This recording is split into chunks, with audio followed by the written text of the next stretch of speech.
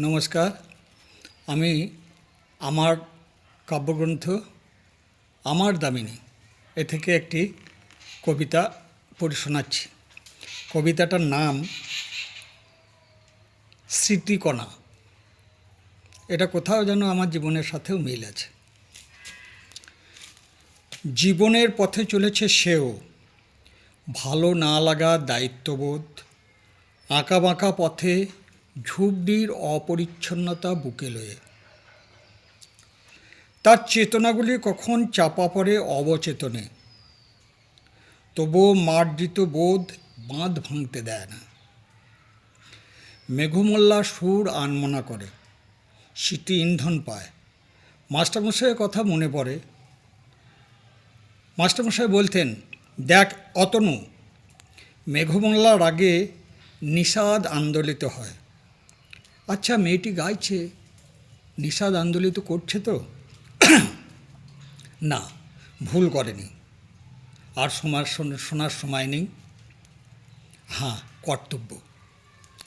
যেবার আমি মাল কষে তীব্র মধ্যম লাগাই, মাস্টারমশাই কী বকেছিলেন। মাস্টারমশাই বলেছিলেন, তুই পথ্যভ্রষ্ট হচ্ছিস, শুদ্ধ মধ্যম হবে। নিঃশ্বাস দীর্ঘতর হয়, বেদনা চুঁয়ে পড়ে। সত্যই আমি পথভ্রষ্ট। জীবনটা কি করে খাত পরিবর্তন করে সে জানে, আর জানে বলেই দাঁড়ায় না, কর্তব্য করতে হবে। বর্ষা অকবিকেও কবিত্ব প্রদান করে। তাই সেদিন মেঘমল্লার আকাশ ঝিরঝিরে বৃষ্টি দেখে বাবা বলল, অতনু, একবার গা না, মেঘ মেদুরো বরসায়।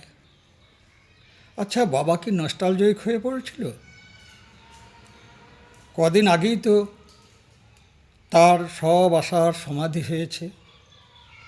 তবু কেন এ অনুরোধ? এ কোন ক্ষতে প্রলেপ? বুড়ো বাবাকে কষ্ট দিইনি, গিয়েছিলাম। গান শেষ হলে বাবা দীর্ঘশ্বাস ফেলে, আকাশের দিকে তাকায়। ফেলে আসা দিনগুলো আজও তাকে কষ্ট দেয়।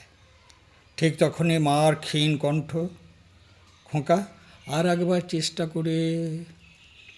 মনে পড়ে, মা চাইতো আমি বড় অফিসার হব, বাবা চাইতো সঙ্গীত শিল্পী হই।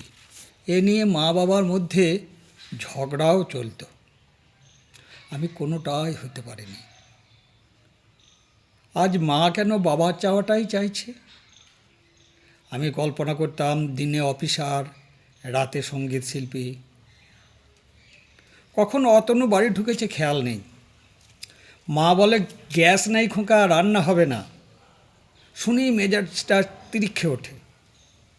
তোমরা করো কি, আগে জানাতে পারো না? বাবা বলে ওঠে, তোমরা ছেলেটাকে বাঁচতে দেবে না। বাবা ঠিক বোঝে বাইরের দুনিয়ার কত কষ্ট। আমি বাবাকে বলি, একবার মেঘমল্লার বন্দিশটা বলো না বাবা। এটাও ভুলে গেছিস খোকা? বাবা শুরু করেন, সারে মারে পায়নি। খোকা, মনে আছে? মনে আছে তো?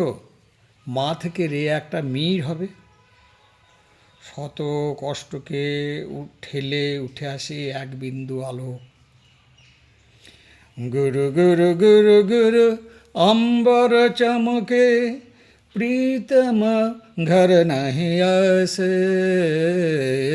গুরু গুরু গুরু গুরু অম্বর চমকে, প্রীতম ঘর নাহি আসে। সুরকে সাথে নিয়ে এখনো যেতে হবে অনেক দূর, অনেক দূর। নমস্কার।